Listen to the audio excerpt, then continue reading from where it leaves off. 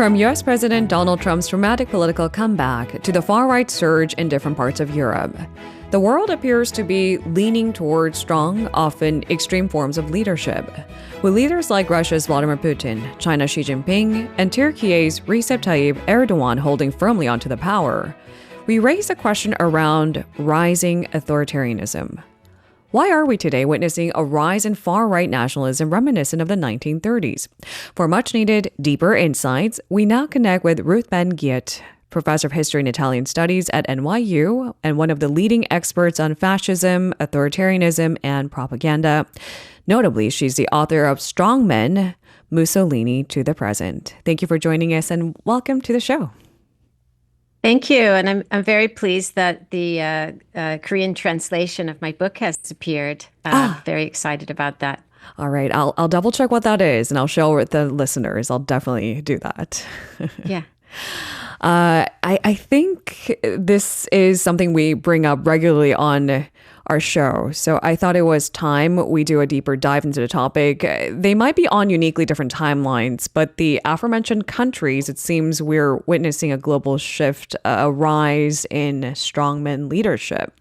Can we preface this conversation by taking a deep dive? Why are more people yearning for a strongman at the helm today? I think that there's a lot of dissatisfaction with democracy. I think people have seen that democracy is leading to great inequality.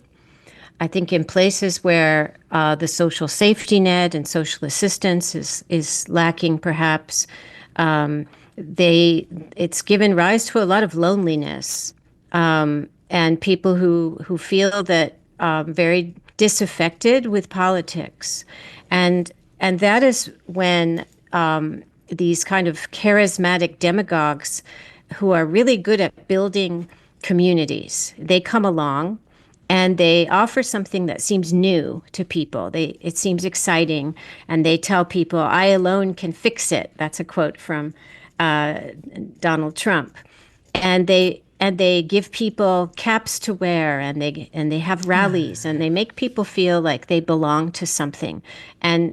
And democracies and Democrats with a small d have not been as good at using emotions and symbols and making people feel excited. So that's part of it. Professor Ben-Ghiat, then I wonder where there are those evident social safety nets, where there's good welfare, trust in, or higher trust in government, like some examples in Nordic countries. Are we not seeing a rise in sort of the strongman leadership, or at least preference for it? Yeah, it's also affecting those places. But I do want to say that there has been an enormous investment. It's a long-term plan, certainly of the Kremlin, to have propaganda and foreign influence campaigns to discredit democracies. There's a lot of work that's been done to get people to see democracy as foreign to them, or as hateful, or as simply something that doesn't work for them. And so propaganda isn't just about getting people to believe a specific lie. It's really the way that the Kremlin and China, I would say too, practice it. It's about getting people to see the world differently, ideally to see the world in ways that benefit authoritarians. So there's been this, and including in the United States, there was a huge campaign to discredit Joe Biden and democracy and delegitimize it. And it's been very successful. So we do also have to factor that in. Okay. In your book, Strongmen, Mussolini to the Present, you closely examine modern authoritarian leaders from Mussolini all the way to Putin. Can you tell us about some of the common features shared amongst these authoritarian leaders, past and present? So in the book, I work with these kind of tools of rule, and each chapter goes over like propaganda and corruption and masculinity and violence, goes over a whole century. So you can see, how does propaganda, the way Mussolini and Hitler used it versus the way Orban's using it today. But they also have similar personalities, many of these leaders. They're transactional. They're amoral. And so they will ally with anyone. They will say anything. They will quickly change their policies. They're not wedded to a kind of moral code. And they will do anything, above all, to get to power and then to stay in power. And so they just think. What I've tried to do is immerse myself in the heads of these people. They think about the world differently. They think about governance differently. Governance is not about serving the people.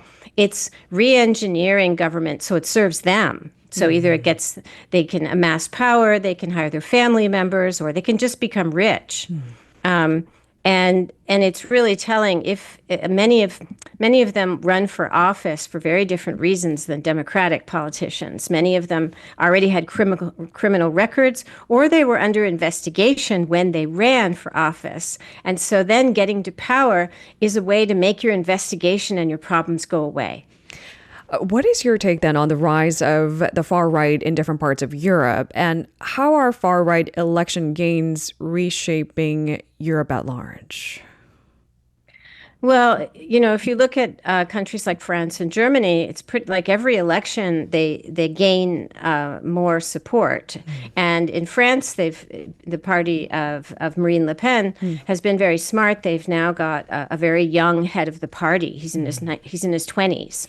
And this makes them seem exciting and new as and there's also been a tendency to promote women while you have policies that actually take women's rights away, like reproductive rights. And this is called gender washing.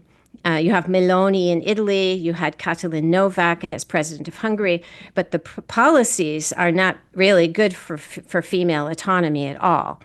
But that is something that they've been able to make more and more progress because they've been very good at marketing, and there's like a transnational alliance. They help each other. There's a whole vision of a civilization that they want to come about, that Democrats, by their nature, don't really have such a focused kind of transnational machine. One of my guests brought to my attention this question: does the right exist anymore, or is it just a left and seemingly just a far right? Is that an evident trend that we see today? That's an interesting question. I think there's definitely been a move away from old-fashioned conservatives, right? For example, in the United States, where we had an insurrection, January 6th, right, which you could call a self-coup because Donald Trump had lost the election. He said he didn't lose, and then he was trying not to leave power. It's a classic thing. And old-fashioned conservatives do not want to overthrow governments. They're about tradition. Right. So there's been everywhere, and there's many other examples of extremist, racist, ideas that don't fit with the kind of old-fashioned centrist or centrist right. So there is this new far right. And what they're doing, as in Italy, they're kind of recycling neo-fascism. Like the extreme right has been normalized in many places. I just want to inform our listeners, just in case they weren't aware what a self-coup might be. It's when leadership tries to refuse leave office. Perhaps what President Yoon tried to do, martial law, although unsuccessful, might be an example too, right? Yes, and often that's an example. And also, for example, in Peru, you've had leaders, if they think they're going to be impeached. So there's different cases. One is if they're supposed to leave because they've lost an election and they don't want to. That was Trump, and Bolsonaro also tried this. And then other times is if they're going to be impeached or they're having a corruption scandal, something's going to happen to them. Then they try to do something. It may be martial law, as happened with President Yoon, and you do something exceptional to try and stay in office. And so it's called a self-coup when you're already in office and you're trying to stay there. Versus a regular coup is when you're outside power, like a military coup, and you come and you take over from outside. Now, despite the January 6th insurrection, Donald Trump did return to the White House with the popularity vote in his favor. Many pundits and academics have argued, though, that Donald Trump is pushing U.S. democracy and a constitution into a crisis. Does the growing inclination toward strongmen and authoritarian-leaning leadership mean that democracy is failing or even falling short? Definitely, there's autocracy in the world is expanding, and authoritarians. Part of the reason there's so many of them is that they've become much more repressive. The longer they stay in power, the more repressive they become, and they try and game the election system, so it's very hard to remove them. They get entrenched, it's called. Like they get so like look at Turkey. Erdogan, he had to do extreme things to prevent his main rival Imamoglu, the mayor of Istanbul, because if they had a fair and free election, Erdogan would lose most probably. So he actually arrested him, and so that's the kind of thing they do. So they stay in there for a long time, or they amend the constitution like Putin did, so he can stay there till 2036. But I also want to say, yes, so we do have this entrenched autocracies, but we are also living in the middle of a global renaissance of mass nonviolent protest. Even places during the last 5 years or so, even places like China and Iran, where it's very difficult and grave, it's very serious to protest. China had the lockdown protests, which were in major cities and in 79 universities. We don't hear about them because the Chinese government doesn't want us to hear about them. But in Iran, think of all the women who were so brave, who went out without their hijabs and their head coverings and cut their hair, and Belarus and all over the world, and Turkey today, right now, as we speak. So as autocracy has spread and become more repressive, there's a groundswell of people who want freedom. They don't want to be oppressed. They don't want corrupt leaders to cheat them and expropriate their businesses. They don't want wars. And so we're also seeing that. Okay, and that's an important point to highlight to counter this concern that democracy is failing. I would want to do one follow-up question to, I think, important points you just raised. But before we get to our final question this morning, this touted relationship between Trump and Putin, as well as between Putin and North Korean leader Kim Jong-un, is becoming increasingly cozy, which is a major concern for South Korea. How do you view the latest interactions between these strongmen, and what are your biggest worries as an academic? Yeah, it's, of course, what has happened in the U.S. with this kind of quick, wrenching change to be basically Trump is a partner of Putin. And in my book, Strongmen, I go over the partnership of Berlusconi and Putin, because Putin has always had these people. He had Gerhard Schroeder in Germany, who he's partners with and who are supposed to kind of solve his problems for him. And now he has a very important one in Trump. But one of the interesting things is that individually, many of these leaders are weaker than they used to be. They're more repressive because they're weaker. And so think about Putin. He had to have North Korea come in there and have those soldiers because they were not doing well in Ukraine, because the military was ravaged by corruption. It wasn't an efficient military. And so they're joining together, these autocracies, because individually many of them are weak. So that's a point to keep in mind. And Trump really sees the world. I think he sees, I wrote for the New York Times an op-ed, he sees the democracy as a problem.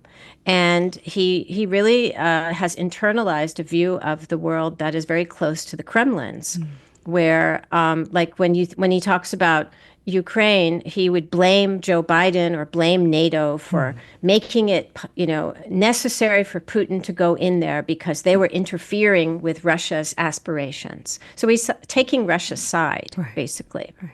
So that's it's a period where, of course, America's allies, when America was a democratic nation, it's a big shock for the whole world, this rapid change, but it's part of who he is, and he's always held these views. It's just that now he's there and he's feels that very empowered to carry all these things out now.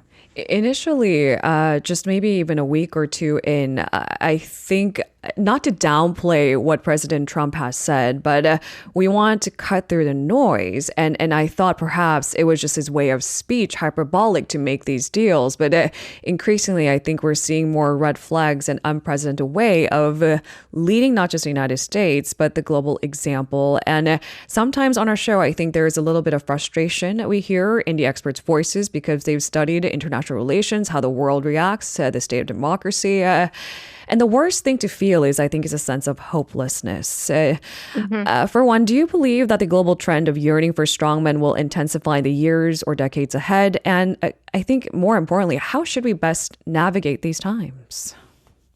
Yeah, it's very difficult, and it's very strange for me to be having written about all these things and then kind of living it every day. There's more people are disappearing. They're being kidnapped by, our immigration police off the street and disappearing. It's just things that are very difficult to reconcile with if you had an idealized view of America. So, but it's very important that we don't lose hope, because authoritarians want us to be feel hopeless and helpless, that we shouldn't even resist them, that we should just do what they tell us to do, and there's no other choice. And so that's why I talk about resistance all over the world. And I think we're going to see a reckoning even in America because they're really doing something very new. We've talked about the authoritarian playbook, what's going on in America with Elon Musk. There's only one man on the cover. It's a graphic, the cover of my book, in the Korean version too, the translation. There's one guy. The strongman thing is about one guy in power. We have two guys. We have Elon Musk there. So there's stuff happening right now in the States that there isn't really a playbook for that, but they're trying to destroy government. And I think that when the Social Security checks stop coming, when things really start falling apart, there will be people in the streets who have maybe before they thought that Trump wasn't so bad, and I think we're going to see a reckoning there. Thank you so much for your insights, and thank you for sharing it with our GMS listeners. We really appreciate it. It's a pleasure. If you're listening to our program using the podcast service, just a reminder that we do go live Monday through Friday, 7 a.m. Korea Standard Time. So tune in and help us make the show more informative by giving us your input.